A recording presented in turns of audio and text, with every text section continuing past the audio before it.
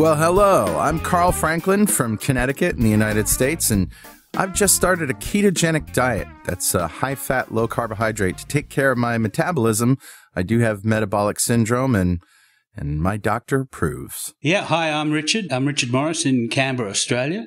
I've been on a ketogenic diet now since April 2014. When I started, I was very sick with complications from type 2 diabetes. Within 6 months of starting that diet, all of my biomarkers of disease have disappeared. And I also have type 2 diabetes. I was diagnosed in June 2015. And we are going to share the progress of my journey into ketosis and keto adaptation and Richard's experience thriving for years on ketosis. And hopefully that might help a few people who are curious about this kind of dietary hacking. Yeah, I should mention we're not doctors and we don't want to give anyone any medical advice, but we're keen to share our own experiences. We're actually both software developers, so we're not afraid of a little technical detail. We've done some research into our own deranged metabolisms and the science behind them. So we hope to share some of that research. Where possible, we intend to put some links in the show notes to cite the research supporting any claims that we make. You'll probably work out pretty quickly that we're both foodies. We're also going to share some of the great food that we can eat on this diet. In every episode, both of us will share a recipe for an essential keto meal that we eat regularly. So let's start episode 1 of Two Keto Dudes.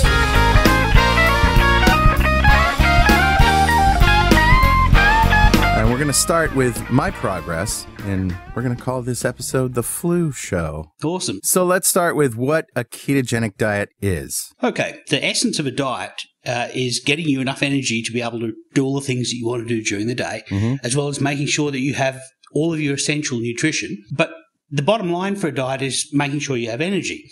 Now, there's 3 different places you can really get energy from. In fact, there's 4 or 5, but let's focus on the main 3. The 3 macronutrients are carbohydrates, so starches and sugars.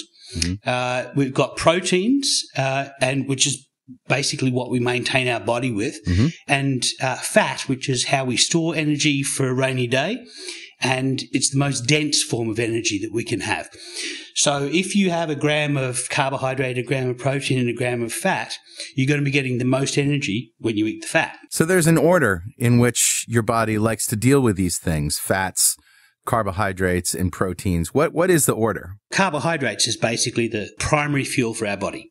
And carbohydrates are basically sugar or starch. And all life on Earth pretty much uses glucose for energy. If you eat all 3, the carbohydrates will be processed first? That's right. The carbohydrates get processed first and the fats get stored. Okay. And if you don't have enough carbohydrates, but you have a lot of protein, your liver will manufacture carbohydrates out of the excess protein. And if you don't have a lot of protein in your diet and you don't have carbohydrates, your body will scavenge some of your muscles to create glucose. So the body really wants glucose. It wants glucose to drive your body. So let's say that you eat an equal amount of carbs, protein, and fat. What happens in that case? Because this is really important. It's keto diet is not so much what you eat, but what you don't eat, right? So let's find out what happens when I eat an equal portion of carbohydrate, fat, and protein. Okay, so your body uses the glucose for energy. It uses the protein to maintain muscles, and excess protein gets converted into glucose, and any glucose you have excess gets converted into fat and added to the fat that you just ate and stored. And the fat is created by your liver, right? That's right. Basically, you have in your body, in your blood, running around in your 5 liters of blood, you have about 5 grams of glucose. Okay. So it's about a teaspoon of glucose in your whole body. That's your active usage. And you store everything else. And you can store about a day's worth of glucose in your liver and in your muscles. Okay. And beyond that, all of the rest of it gets turned into fat. So your liver turns all of the excess glucose into fat. Let's say that you ate, instead of equal portions, carbs, fat, protein, let's say you just took out the carbs and ate the fat and protein. What happens then? All of your cells that are able to metabolize fat will metabolize fat. Yeah. And your liver will make glucose out of the protein and out of the parts of the fat that aren't used for burning energy. And it will provide enough glucose for all of the other cells in the body that have to have glucose. That's your brain. Your brain has to have some glucose, and your red blood cells and a few other cells They're not flexible. They can only work on glucose. But most of your body can work on fat or it can work on glucose. And what we're doing is we're switching the energy of the body from being predominantly a glucose-burning body to a predominantly a fat-burning body. Right. And I like to make the analogy of, a car that is running on gasoline, making a switch to one that runs on diesel. And except that our bodies are these amazing machines that instead of having to bring your car to a mechanic and say, I want to run on diesel now, and they take out the engine and convert it or whatever, your body just after a while says, oh, we have diesel fuel now. We don't have gasoline. I will change how I process that fuel because that's what I have. Yes, that's right. So your body basically adapts on the fly to what energy you're giving it. So we're walking around this word called ketosis, which I talked about in the introduction. And this is a word that, at least in the 80s or in the 70s, when Dr. Atkins brought the low-carb diet to the mainstream, a lot of doctors were horrified by that word because they were only used to hearing that in a context of a type 1 diabetic. And a type 1 diabetic, when they have too many ketones, have this toxic state called ketoacidosis. So if there are ketones in the urine of a type 1 diabetic, that's a huge, huge warning flag. And so Is this probably where the fear of the high-fat, low-carb diet really hits home and resonates for a lot of people? That's definitely true. For doctors, diabetic ketoacidosis is a very dangerous situation for somebody who's type 1 diabetic to be in. Mm-hmm. And what actually happens for them is that they're unable to use their glucose at all. They're unable to produce any insulin. That's why they can't use the glucose. So their body tries to switch to burning fat. And you just said the magic word insulin.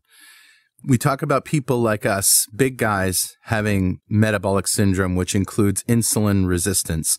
And this is one of the things we really want to say. This diet is a corrective diet for people like us who have extra pounds, who have insulin resistance, who have been diagnosed with type 2 diabetes or pre-diabetes. Like this is the corrective diet. And so we don't want to, if you're a 5'4" 110-pound woman who wants to take off 3 pounds, this is not the diet you should be looking at. You already have a very efficient metabolism for burning carbohydrates and fats and stuff. And so let's talk about insulin resistance, because this is sort of the cornerstone of how the ketogenic diet works. And I'll just start by saying insulin is what gets secreted by your pancreas. It's actually the mechanism of how the body uses glucose. And somebody who's type 1 diabetic cannot make any insulin at all. Right. The problem with the type 2 diabetic is we make too much of the stuff. And it fails to be effective, doesn't it? Because typically when you have a sugar spike, your insulin level goes up to take care of it. And in a healthy person, the glucose level in your blood comes down. In the end, and then the insulin level comes down because it's done its job. But when we're insulin resistant, you need to produce more and more and more of it to get effect, which is the law of diminishing returns. That effect turns into no effect, essentially.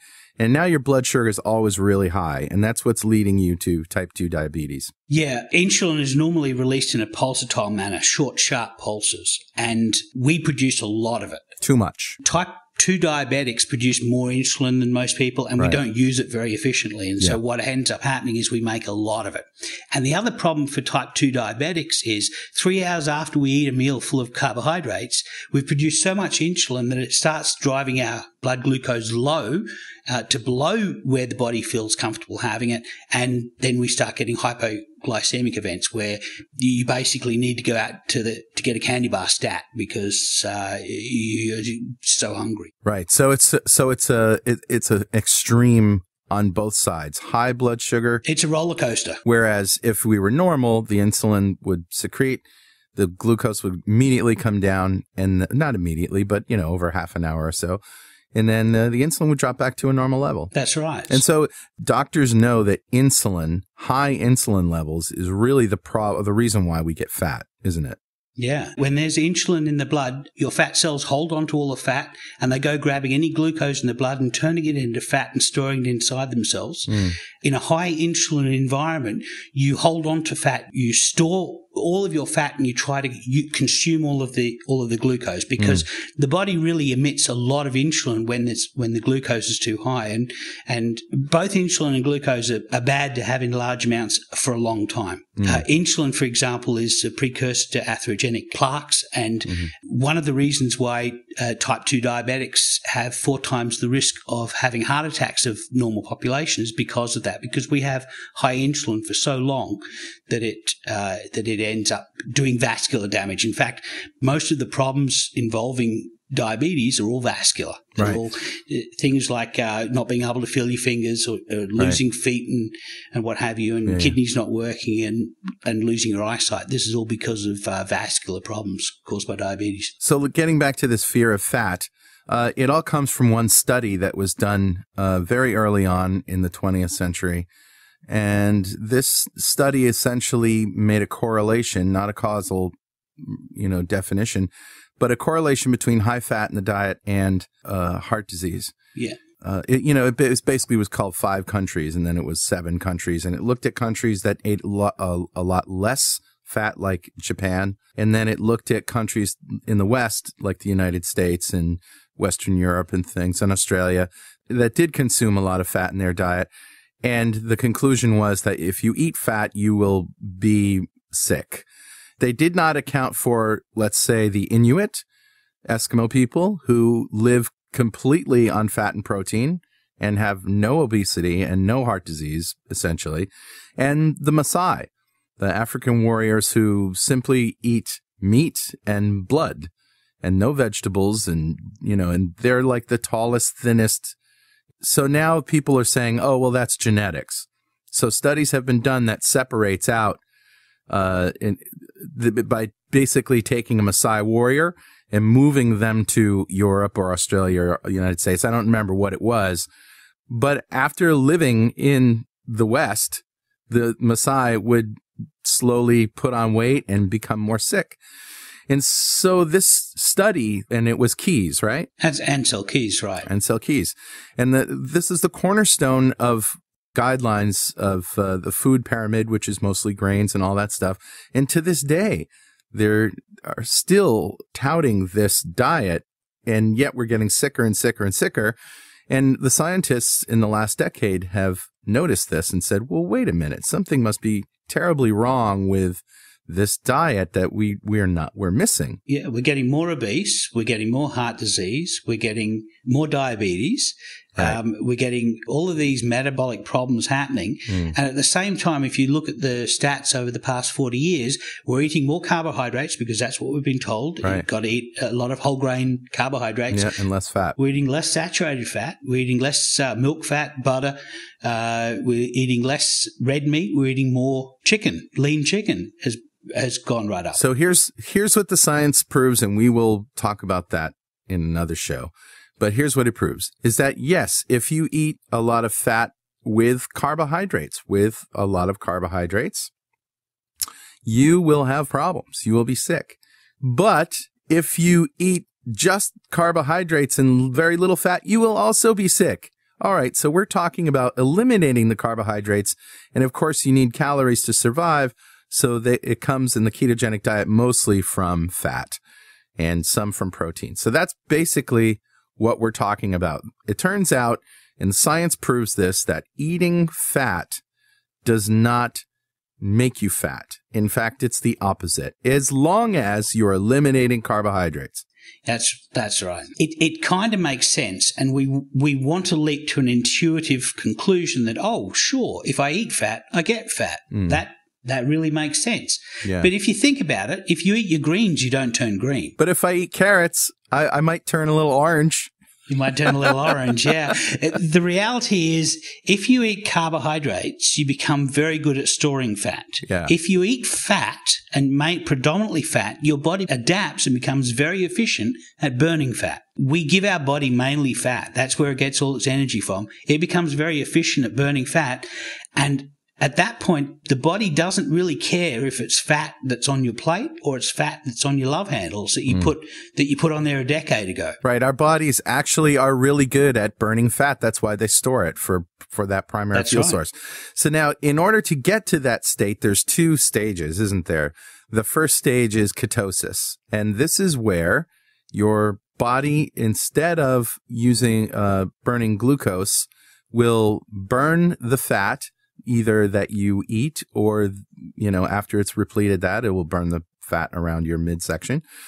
And the byproduct of that is ketones. And ketones are these little things that I think the mitochondria make. But what's the story with that? It's part of the citric acid cycle that in the mitochondria. But basically, when you burn fat for energy, you're burning fatty acids for energy. One of the intermediaries that you create are ketones. And normally, most of your cells will burn the whole thing down, and basically you end up with water and carbon dioxide. It's basically clean burning. Yeah. But here's the thing: your brain needs some glucose, and so if you don't eat any glucose, what happens is your liver says, right, we're not eating any glucose. We need to make some for the brain. We're going to draw down all of our storage, and now we've got no storage left. So once our glycogen stores are all empty, the liver says to itself, right, we need to full court press. We need to make energy for the brain. So the liver says, I'm going to convert all the protein I can get hold of, bits and pieces of amino acids and bits and pieces of the triglycerides that is broken down for fat burning, and turn them into glucose. And it makes just enough glucose to keep things going. And that's actually the trick of the ketogenic diet, is the liver is actually doing all of the work of keeping your brain alive. Yeah. But part of the process of making glucose is that the liver doesn't efficiently burn fat, because one of the things that it needs to make that glucose is one of these intermediaries in the fat. One of the chemicals that is part of the process of burning fat, the glucose making part of the liver says, right, I'll grab that because I need to make some glucose. And because that chemical has been taken away from the mitochondria, it now spills ketones because it can't burn them any further. It's stopping the process of burning fat. And your brain can live on ketones, can it? Just like it can live on glucose. In fact, it's probably a more primitive fuel for the brain. It may be the first source of fuel, or the original source of fuel that the brain preferred to use. And so it already knows how to deal with it. Yeah, the ketones actually, they're pretty remarkable things, because they do some things like, first of all, they can supplement the energy for the brain, and they regulate a lot of the brain messenger chemicals. And so, for example, children who have refractory epilepsy are put on ketogenic diets, which basically raise these ketones. And those ketones being available to the brain helps calm down the excitation that is involved with the epileptic process. So also the heart, it turns out that the heart really loves ketones, and the heart is 22% more efficient when fueled by ketones than it is when it's fueled by glucose. That's why you get into the state where you have where ketogenic diet people have more energy. But let's talk about now the second stage. And this is what a lot of people on low-carb diets fail to get to, is stage 2, and this is called keto adaptation. That's right. So this is where your brain finally says, oh, I'm getting glucose and dribs and drabs. I've been getting that for a while now, and I'm getting mostly ketones. I'm not thinking that we're starving anymore. I will just adapt. I'm going to change over to diesel, right? I'm going to just start burning ketones, and everything's going to be cool. So it takes a while to get there, and you really do have to eat a lot of fat, like a zero carb diet for a couple of weeks to get to that state. And it can take as long as 6 weeks, but typically if you give yourself a month, you're probably there, as long as you haven't eaten, as long as you haven't had a cheat day. And so the reason most people don't get to this state is because of the thing that we're calling this show, the flu show, this keto flu. You basically, your body is changing. Your hormones are changing. The way that your liver processes energy is changing. Your heart is changing. Your brain is changing. And so change is good, but, things happen. Diarrhea, constipation, headaches, dizziness, foggy brain, all of these things. You might find yourself taking naps in the afternoon. Really wonderful naps too, by the way. But you know, and so people think, oh, I'm eating all this fat and I'm feeling sluggish. You know, it sort of reinforces that thinking that we've had for years that eating fat makes you fat, and it's going to turn my blood to putty, and it's going right to my, you know, I can feel it in my neck and all this stuff, right? Which is just not true. It's a minor discomforting stage that you're in. When you break through, wonderful things are in store for you. So let's talk about what happens when you're keto adapted, and maybe some of the signs that you are, and then what is... Okay, so what you've got to do is you've got to push through that flu stage, and then your body is fully adapted. And in that, during that time, a couple of things happen. Because you're not eating a lot of glucose, you're not eating much at all, you're not producing a lot of insulin. And one of the things that your kidneys normally do when you have insulin in your blood, your kidneys reabsorb minerals back into the blood. So what happens is when you go through times of not having much insulin in the body, you spill a lot of minerals. So you spill calcium and potassium, magnesium, sodium and magnesium. And so you can get things like cramps, you get headaches.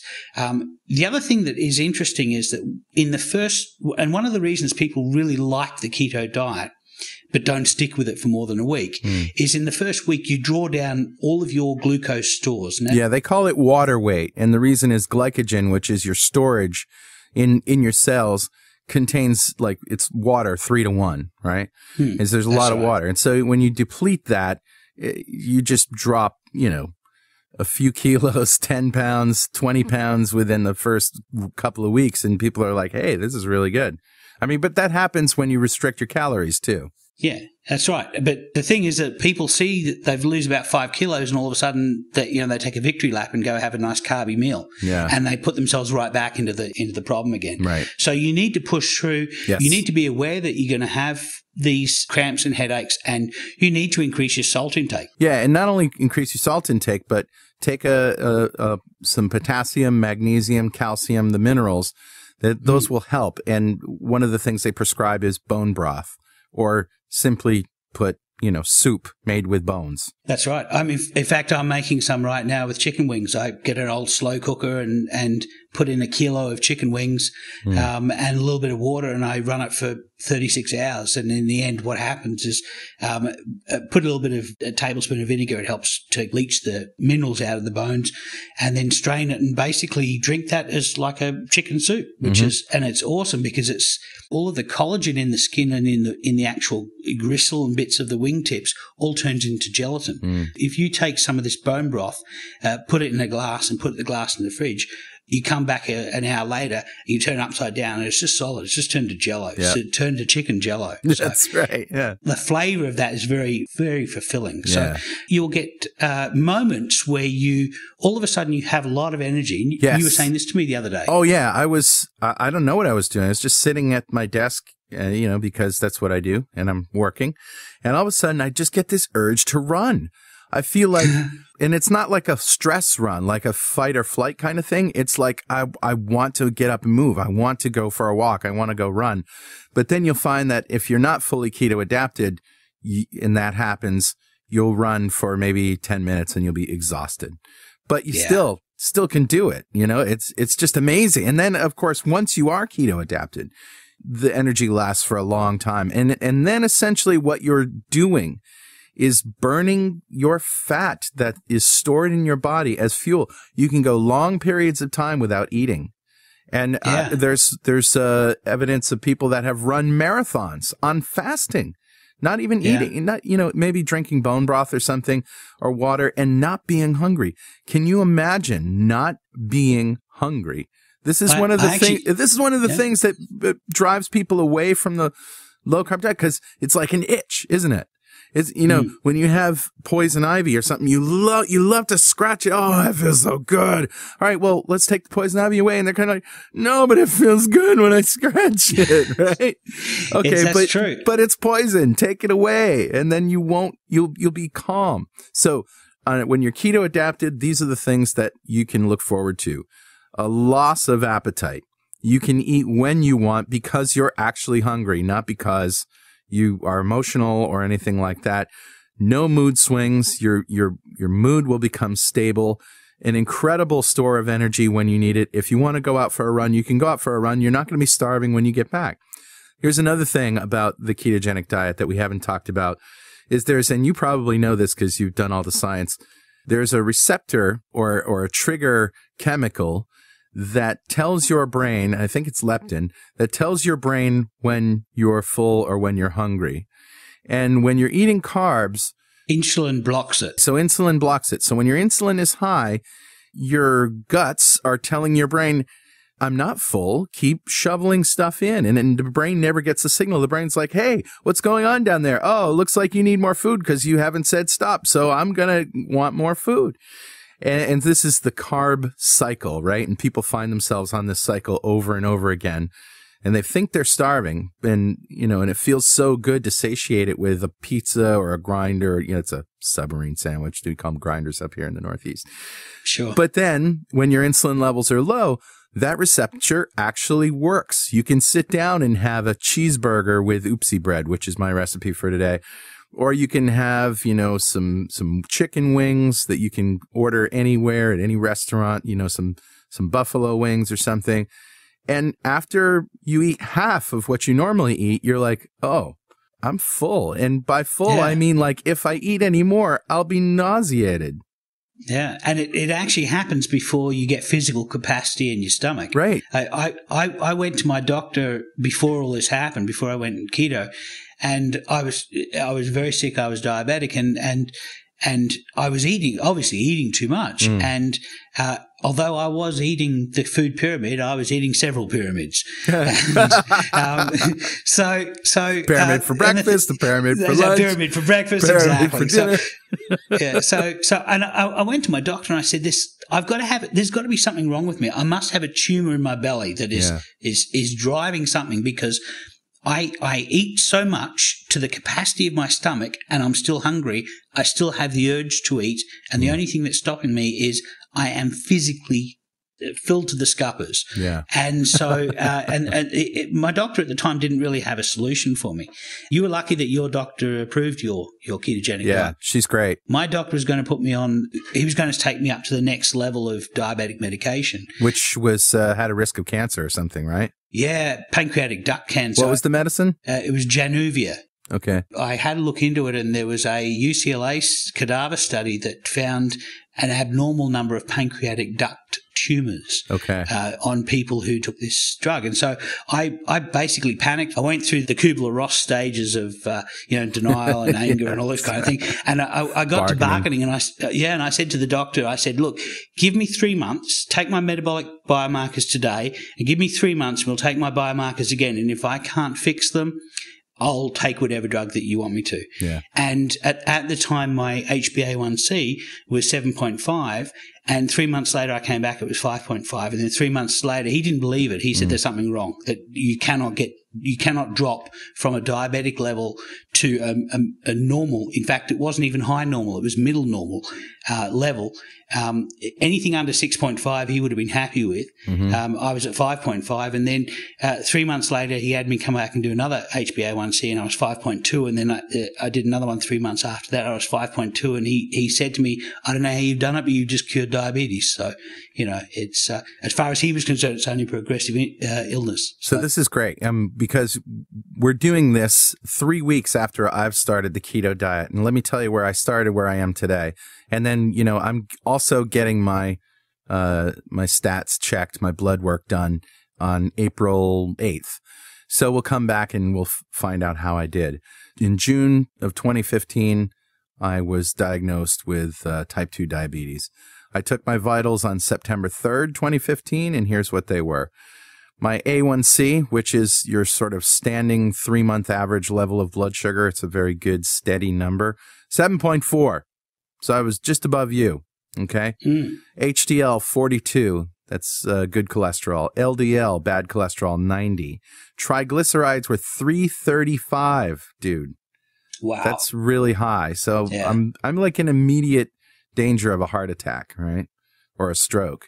Triglycerides are basically fats that your liver has made out of excess glucose. So it's basically worked out you've got enough glucose for your immediate requirements. I'm going to turn everything else into fats. Right. So everything I'm eating is going right to my butt. That triglycerides is telling you you're packing it on. Yeah. So, and my weight was 366 pounds. Today, my weight is 343 pounds. That's awesome. So 23 pounds. That's in 3 weeks. In 3 weeks. Yeah. Now we can discount some of that for water weight, but there's maybe 10 pounds for water weight. Yeah. Exactly. And in the first week I dropped 10 pounds, and then it slowly came off after that. So there you go. We're gonna find, and my blood pressure 140/72.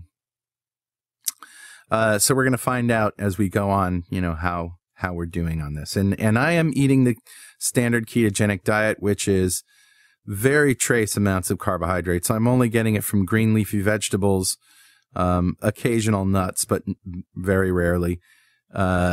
And that's it. And just enough protein to keep me from losing protein in my muscle mass, which there's a calculation you can do. We'll put a link to it. And then the rest from fat. And I think we might have a whole show on protein at one point. I think that's a great idea. Yeah. So in the morning, what I do is a thing you might have heard of called bulletproof coffee. Turns out coconut oil is very good for you, and you basically take a big spoon of it, maybe 2 or 3 tablespoons, put it in a blender, and put maybe 3 cups of coffee in the blender. I put a little cinnamon in mine and just blend it on high, and it looks like a nice creamy, like you stirred half and half into it. That's what it looks like. So you properly emulsify it. Yes. I've seen a lot of people just stir it with a spoon, and that you could do that, but you end up with a fatty layer on top. That's right. Fat obviously floats. But if you get the fat droplets small enough, which they will if in the hot coffee, and you whisk it, you end up with an emulsion. It becomes thick, almost. It's exactly the same process as mayonnaise. Yeah. And it becomes it's like a coffee thick shake. Like a milkshake. It's wonderful. Yeah, exactly. And so that's my breakfast every morning. And I tell you, even if I wake up hungry after that first cup of bulletproof coffee, I'm absolutely fine. Not hungry, not interested in eating at all. How many hours does that last you? I can go till, if I take that at 8 o'clock in the morning, I'm good till 1 or 2 p.m. In fact, I could probably go to 4 p.m. if I wanted to, but I don't. I start eating at 2, and I stop eating at 8. And there's good reasons for that. We'll do a show on intermittent fasting, or IF, and the benefits that gives you and helps you get into keto adaptation quicker. Yeah. But that's what I'm doing right now. And while, the weight loss slows down, the insulin level goes down faster. So it's been a wild ride for me. That's what I do. And then I eat maybe a sandwich on oopsie bread, which is my recipe, as I said before, for lunch, or I'll go get some smoked wings from Chili's. Oh, those are good. Oh, nice. With no sauce, of course. Or some meat and fat. If there's not enough fat in the meat, I'll put some butter on it. Just good enough. And then, dinner is more of the same. But I don't have to eat a whole lot to get full. And that's it. People are like, well, how many grams and how much of this and stuff? And the answer is, eat when you're hungry, stop when you're full, and have the right ratios. And that's it. Let your body do what it was meant to do. You're so used to measuring stuff and using your brain because you're used to getting no signals from your body. Your body's essentially hasn't been talking to you for the last 40 years or whatever. Once you eliminate those carbs, get the insulin level down, your body will start telling you when to eat and when to stop. So let's get to the recipes. My recipe, as I have said before, has the word bread in the title. How can this be? I thought bread was off limits. Well, this is called oopsie bread, and I think it was named because it was discovered by accident. And you could just Google Bing oopsie bread, and I'm sure you'll find a recipe to it, but it's a very simple recipe, and we will link you to the original recipe, okay? So here it is.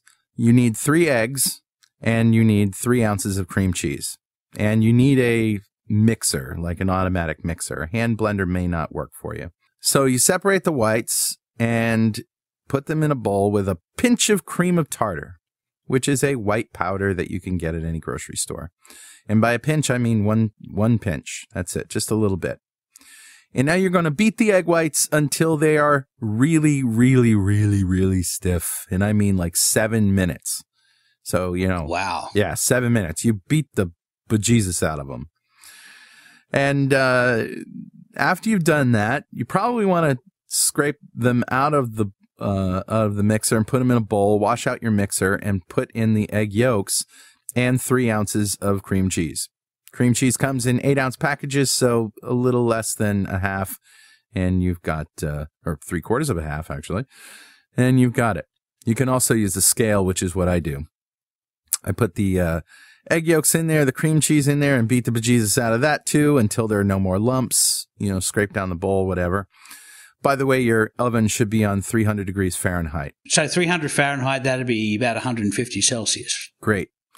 So then you pour the egg yolk and cream cheese mixture over the top of the egg whites and fold them in gently without breaking them. That's really hard to do. Folding egg whites is an art. Take a rubber spatula, put it right down the middle, turn it a little bit, fold over from the bottom onto the top, turn it, do it again. And when you do this enough times, you're incorporating. You're basically, what you want to do is incorporate these two things together without breaking the foam, because the foam is what makes the bread. All right. So then you take a greased cookie sheet. You can use a flavored olive oil or butter or whatever you want to use. Put it on a cookie sheet and make 6 individual dollops of this stuff. Flatten it out a little bit. You can square it off if you like. Make them round, whatever. Put them in your oven for 20 to 30 minutes, and you got to watch it. When they get golden brown on top, they're done. Take them out, put them on a cooling rack, and after they've cooled, you can put them in the fridge, and they make wonderful sandwiches. They hold together like bread does. They're foam like bread is. They taste kind of like a pancake, but, because they have the egg flavor and the cream cheese flavor. That's actually a good thing. That's a good thing. Yeah. If they taste like pancakes, that's a good thing. I make tuna fish, with mayo in the food processor. Yeah. Throw in a clove of garlic. And add a little extra salt if you want, because you need salt, remember. Mm-hmm. Put that on some oopsie bread with some smoked Gouda and some bacon and lettuce and tomato and mayo, and that's lunch. That's one heck of a restrictive diet, isn't it? It's terrible. Doesn't that sound wonderful? Yeah, terrible. So that's oopsie bread. That's what I got, Richard. What's yours? That's awesome. So I've got one that I call an omnomlet. Nom, nom, nom. This omnomlet. And basically what this and for the first 6 months when I went keto, I actually like having the same thing every day. And so I would have this omelette. When I first wake up in the morning, I don't like to make any decisions. I'm not in a decision-making mode. And so I'm on autopilot. And it was really convenient for me to have this one thing that I would have every day for breakfast. Now, most people aren't going to be like that, but for me, it was having this omelette every day, and it's basically a royal omelette with ham, cheese, and avocado, and it's very easy to make. If you have one of those little Magic Bullet instant blenders, it's a cinch, but you can just use a bowl and a whisk, and it's another egg recipe. So basically, the basis of an omelette is an egg and a bit of cream. And so the way that I make mine, I like to have 1 whole egg and 1 egg white. And I reserve the yolk. And when I get 6, after I've had a week worth of omnomlets, I will have 6 or 7 yolks, and I use those to make ice cream. So we'll do a whole show on ice cream. We'll do. I think we definitely should.